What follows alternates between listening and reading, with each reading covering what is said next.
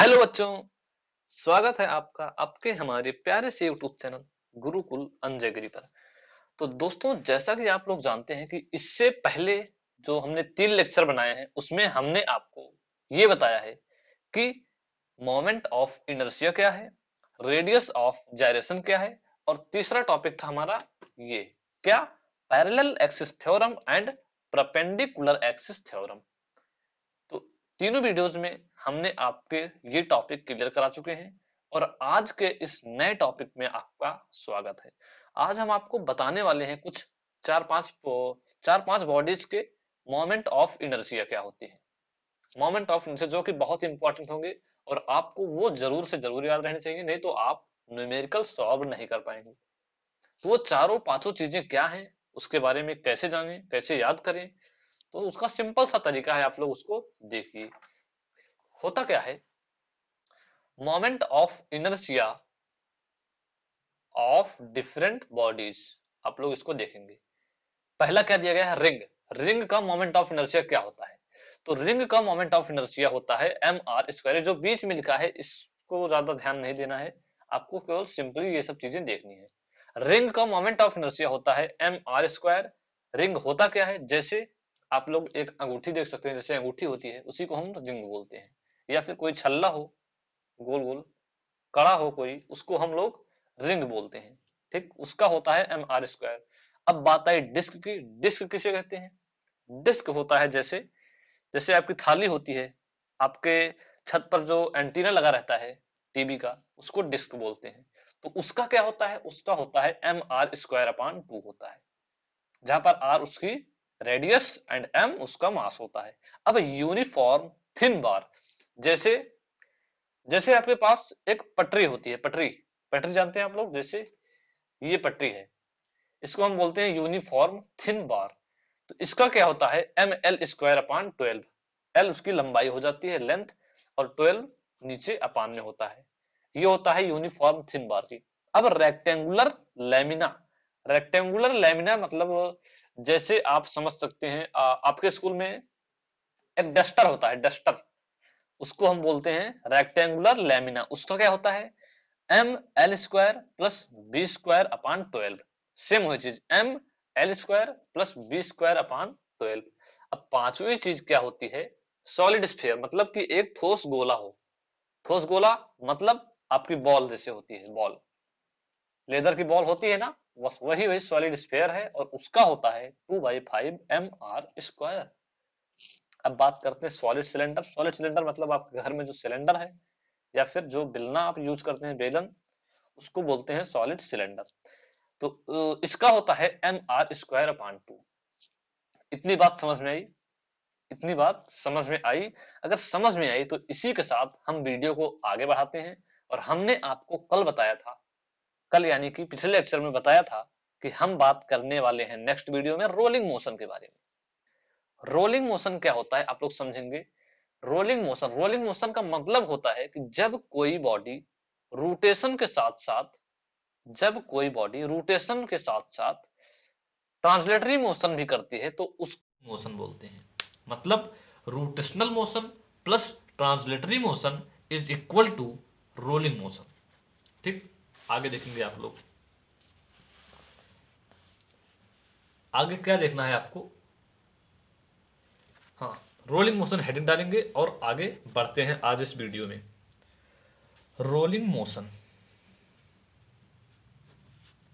Rolling motion क्या होता है? तो rolling motion is the combination of rotational and translatory motion. Rolling motion combination होता है rotational motion plus translatory motion. इसका कॉम्बिनेशन होता है रोलिंग मोशन। ठीक, इतनी बात समझ में आई। अब आगे बढ़ते हैं कि रोलिंग मोशन में कौन कौन सी क्रियाएं होती हैं, क्या क्या चीजें होती हैं। ठीक, रोलिंग मोशन के दौरान काइनेटिक एनर्जी क्या होती है उस बॉडी की। मानते हैं कि ये बॉडी एक, मान लेते हैं ये एक पहिया है, पहिया चक्का, जो कि घूमते हुए लुढ़कते हुए जा रहा है और किस वेग से जा रहा है, तो वो v वेग से जा रहा है, v वेग से जा रहा है, और इसकी रोटेशनल वेलोसिटी कितनी है, तो वो है ओमेगा। इसका मास कितना है, तो वो है m। इसका इनर्शिया कितना है, तो वो है I। ठीक, अब हम बात करेंगे कि इसकी टोटल काइनेटिक एनर्जी क्या होगी। इस पहिए की टोटल काइनेटिक एनर्जी क्या होती है। तो total kinetic energy is equal to होता है rotational energy, rotational kinetic energy and translatory kinetic energy. होगी कि नहीं, इसमें दोनों क्रियाएं हो रही है ना, तो इसमें दोनों एनर्जी ली जाएंगी। तो टोटल काइनेटिक एनर्जी जो होगी हमारी, रोटेशन की काइनेटिक एनर्जी क्या होती है, हाफ आई ओमेगा स्क्वायर होती है, और ट्रांसलेटरी मोशन की kinetic energy half M V square. इतनी बात समझ में आई। तो अब आप लोग एक बात यहां पर ध्यान देंगे कि जो इनर्शिया है, हम अभी तक क्या लेते थे, इनर्शिया।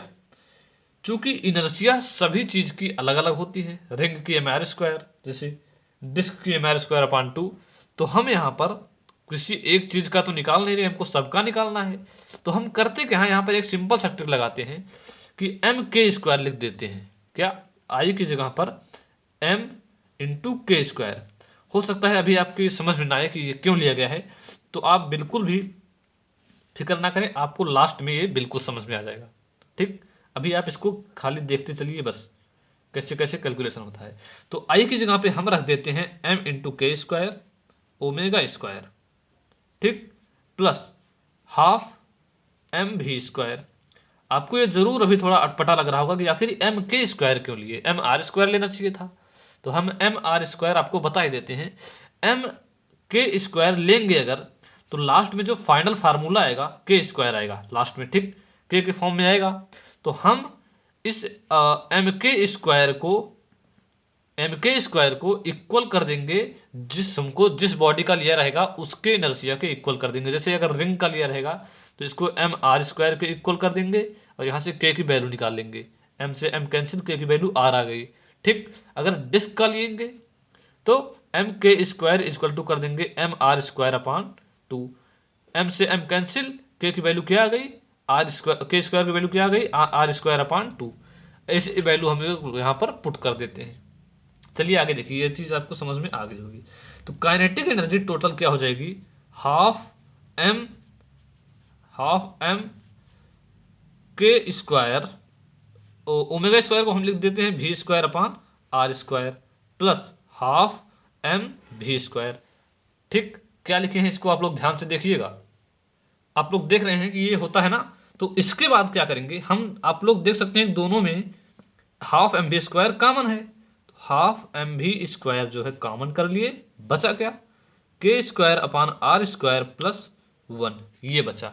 ये हमारा आ गया main formula, total kinetic energy due to rolling motion of a body. ठीक, अब हमको जैसे पूछा गया कि एक रिंग का बताइए, रिंग के लिए ये फार्मूला क्या होगा, अगर कोई रिंग जो है घूमते हुए जा रही है तो उसके लिए टोटल एनर्जी का फार्मूला क्या होगा। तो हम लोग जानते हैं कि रिंग के लिए आई इक्वल टू क्या होता है, एम आर स्क्वायर होता है, और हमने माना क्या है एम के स्क्वायर, इसको बराबर कर दिए। अब एम से एम कैंसिल, के स्क्वायर पान आर स्क्वायर बराबर क्या आ गया, 1 आएगा कि नहीं, के स्क्वायर पान आर स्क्वायर इक्वल टू 1 आएगा। तो इसी की जगह पर हम ये 1 रख देंगे। तो total kinetic energy is equal to half M V square 1 plus 1, 2 हो जाएगा, 2 से 2 कैंसिल, यानी टोटल काइनेटिक एनर्जी आ गई M V square for a ring, एक रिंग के लिए। अब बात करते हैं एक डिस्क के लिए, यही क्या आएगा, लिखते हैं फॉर अ डिस्क। तो अपने जो चार्ट अभी देखा था उसमें डिस्क के लिए मोमेंट ऑफ इनर्शिया आई कितना था, एम आर स्क्वायर अपॉन 2 था, और हमने माना क्या है एम के स्क्वायर, एम से M cancel, K square upon R square equal to क्या आ गया, 1 अपॉन 2 आ गया। क्या आ गया, 1 अपॉन 2 आ गया। अब क्या होगा, K square upon R square is equal to 1 upon 2। अब 1 अपॉन 2 हम रख देंगे इस फार्मूले में। तो काइनेटिक एनर्जी इक्वल टू क्या हो जाएगा, half M V square 1/2 plus 1 क्या हो जाएगा, वो तो 3/2 हो जाएगा। 3/2 total kinetic energy is equal to क्या हो जाएगा, हाफ एम भी स्क्वायर, 2 1 3/2, यानी कि 3/4 एम भी स्क्वायर हो जाएगा हमारा आंसर। यही हो जाएगा हमारा आंसर, एक डिस्क के लिए टोटल एनर्जी का फार्मूला हो जाएगा। इसी प्रकार से अन्य सभी मतलब rectangular, laminar, solid sphere, solid cylinders के लिए हम लोग निकाल सकते हैं बिल्कुल इसी तरीके से। तो आशा करते हैं कि आपको ये समझ में आ गया होगा। और अब हम नेक्स्ट वीडियो में बात करेंगे बॉडी रोलिंग जब down body rolling down and inclined plane के बारे में। मतलब जब कोई बॉडी किसी आनत तल, आप यहाँ हिंदी में सुने होंगे आनत तल, मतलब जब किसी हम बॉडी को यहाँ पर ले जाकर छोड़ देते हैं तो बॉडी घूमते हुए लुढ़कते हुए नीचे की तरफ आने लगती है। तो इस समय उस बॉडी की एनर्जी क्या रहती है, वेलोसिटी क्या रहती है, यहाँ तक आने में टाइम कितना लगता है, इसके फार्मूले के बारे में अगले वीडियो में देखेंगे। और इससे जो है बहुत ही इंपॉर्टेंट क्वेश्चन, और इसी के साथ ये टॉपिक हमारा खत्म हो जाएगा और फिर हम स्टार्ट करेंगे इलास्टिसिटी। तो ठीक दोस्तों, तो आशा करते हैं कि आपको ये वीडियो अच्छा लगा होगा। वीडियो अच्छा लगा हो तो वीडियो को लाइक करना और हमारे चैनल को सब्सक्राइब करना, ताकि आपको ऐसे ही एजुकेशन से रिलेटेड वीडियोस लगातार मिलती रहें। तब तक के लिए बाय बाय। नेक्स्ट वीडियो के लिए रेडी रहना।